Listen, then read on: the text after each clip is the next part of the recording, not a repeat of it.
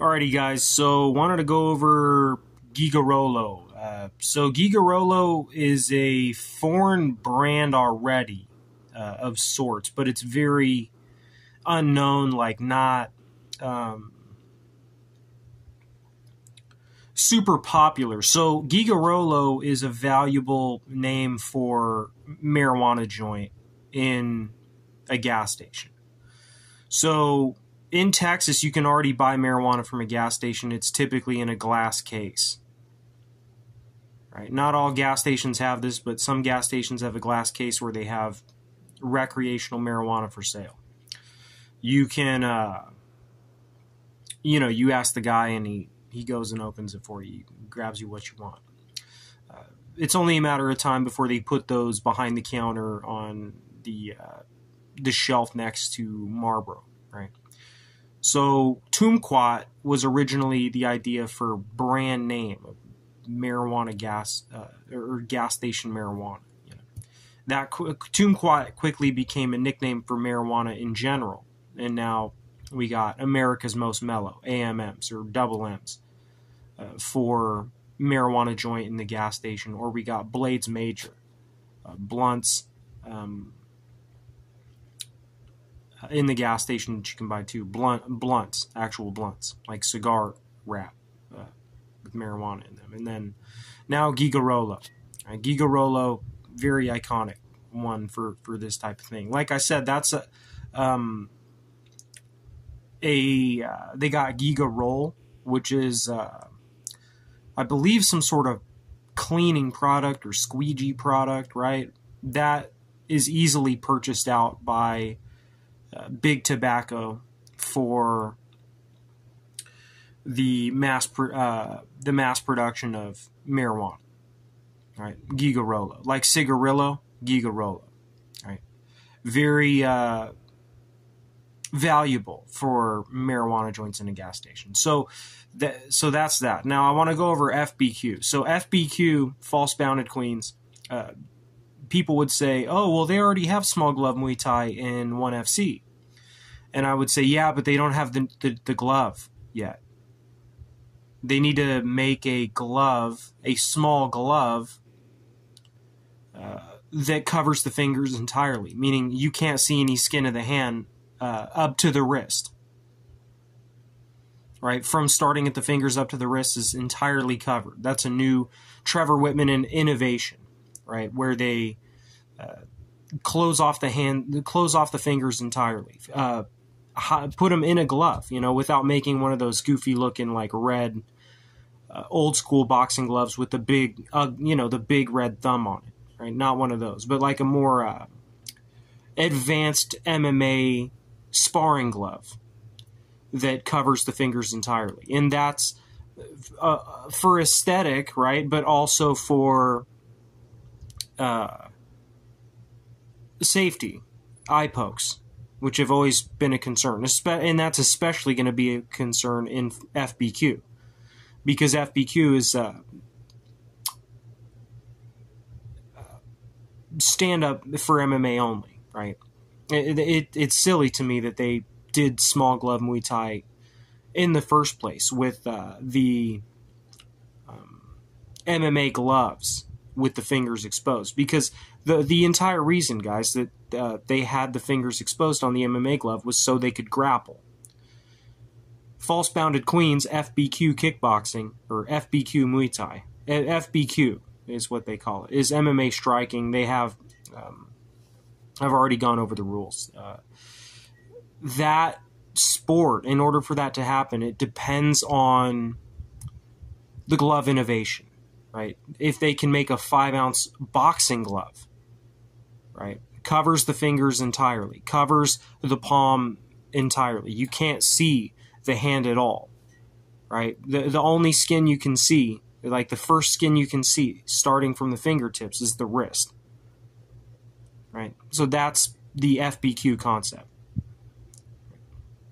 Steel cup required.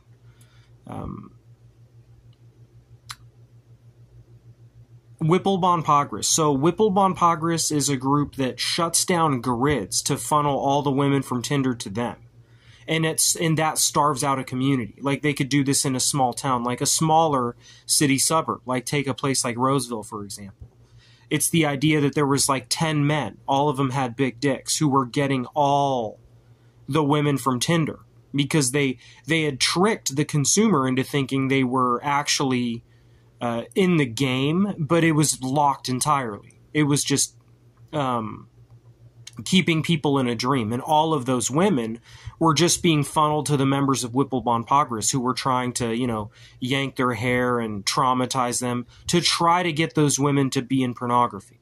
Because Whipple Pogres are executives, recruiters for the adult entertainment industry. They sit in houses and hotel rooms and condos all day, selling cocaine and MDMA, not laboring. And they just throat fuck new chicks they get from Tinder because they have the grid locked. Like, there's no by going on online dating, it's just a guaranteed loss. Like, there's no point in even doing it. They're just, it's completely locked in, funneled, so they get all the hot women. Well, the local mass of men, this group of 10 men, get all of the women, and then the mass of men get starved out until their penises literally get crooked in their hand. Right? Literally get crooked in their hand, and men commit suicide. And so people would say, oh, well, just, meet women in public, but it's very hard, right? Because of things like AirPods. The gym used to be a great place to talk to women. But now they wear AirPods. And so what you do, if you saw two hot chicks at the gym that you wish you could have talked to, you just say, oh, well, I'll just play my hand on Tinder tonight. Right, but not understanding that realm is completely locked in, like funneled away from you because of Whipple Pogres, right? The guys who are trying to recruit the hottest women for porno, right? All of those Tinder dates are just porno tryouts. The AirPods also took over college campuses too. I mean, so basically they're funneling women into porno tryouts and funneling men into sexlessness, while telling people like me who call them out on this, oh, sorry, you're so insecure.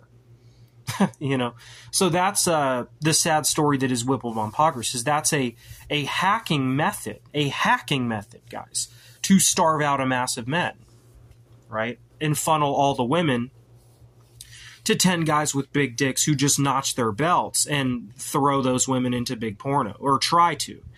What Whipple Pogres does is they try to traumatize women physically and emotionally, and then tell them after that, oh, you should join porno because you have problems. Like, blaming what they did to them on them, and trying to tell them, oh, you need to go into porno now. Right?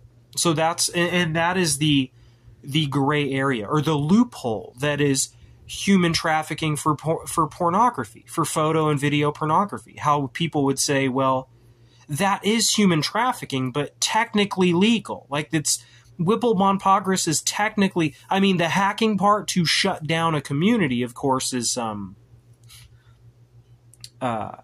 illegal, like manipulating surveillance and such to do that.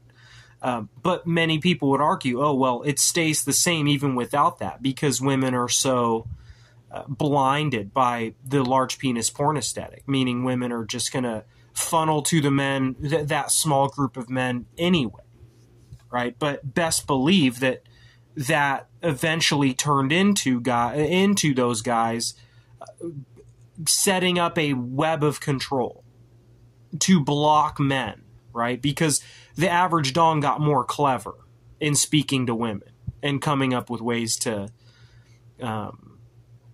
get with women, right? Through their Tinder appearance and everything. And how they had no choice to block, because the men adapted, but it didn't matter because it was tied down, locked away by the members of Whipple Pogres. Like I said, Whipple Pogres gets slaughtered in the end, right? When we all go to Cuba, we have to face the hard facts, and we say, yeah, we're going to live in cultural Cuba in many ways, like where it's workers' pride, Irma Plata, meaning it's labor incentive. Like, it doesn't. Like, joining big tech does not pay off as well anymore, is what's going to happen. And they're going to say it just doesn't. It became Aachen Prophonics, Chat GPT. Like, it just, It actually created less jobs in big tech did AI. It created more jobs in labor in the long run. And they would find out that you can't use computers to build a house. It'll just never work. The machine will always fail. The human will always have the Midas touch when it comes to putting a house together or doing a genuine concrete pour. The only thing AI could ever do, and with the help of humans, like humans guiding it, is corkscrewing a sculpture into soil, pretty much. Like, as far as trying to build it's going to be more difficult. People are going to get sick of trying to do it from a desk, doing construction from a desk, when they say, it's going to be easier for me to walk my fucking ass over there and just drive that barge rafter in. Because my machine you're sitting at a desk operating a machine trying to mount a barge rafter on a house. And the machine is just, it's just not feasible, like not cost effective. And it's just, so the human will always end up just driving it himself. Right. What people think is going to be the erasing of the labor class is actually going to, like, ChatGPT actually saved the labor class when those concepts were merged with video NFT. We actually learned about things like computer worm Prodaware, meaning the members of Whipple Pogres. Okay.